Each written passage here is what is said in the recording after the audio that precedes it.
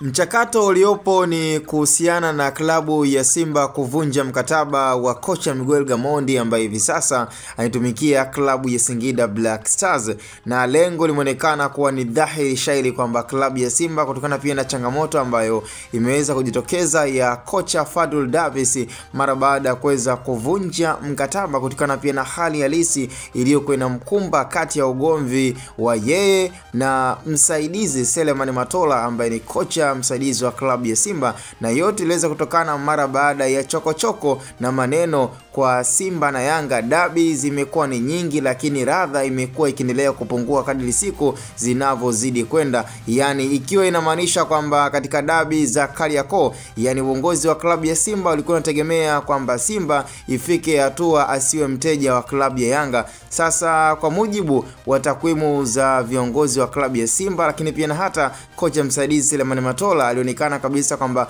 hafurahishwi na uteja ambao umekuwa ukiendelea kati ya Simba pamoja na kikosi cha wananchi. Hivyo mpaka hivi sasa lengo, dhumuni na targeti kubwa ya mwekezaji wa klabu ya Simba ni kufanya mazungumzo na kocha Miguel Gamondi, na mpaka hivi sasa wapo kwenye process na mazungumzo na uongozi wa klabu ya Simba kuweza kujua kwamba je, pesa iliyotajwa na Singida Black Stars Simba wanaweza kaitoa ama inakuaje. Kwa hiyo jukumu hili tunaweza tukasema kwamba tunamwachia mwekezaji wa Simba. Kama atakuwa na nia na kocha Miguel Gamondi, basi unaambiwa uwanja uko wazi na kila kitu kiko tayari. Kwa hiyo ni swala zima tu la kuweka mpunga mezani na kuweza kumnasa kocha Miguel Gamondi kuweza kuwa head coach wa kikosi cha Wekundu wa Msimbazi. Lakini pia tuweze kukutana kwenye maoni kuweza kujua kwamba je, Miguel Gamondi anaifaa,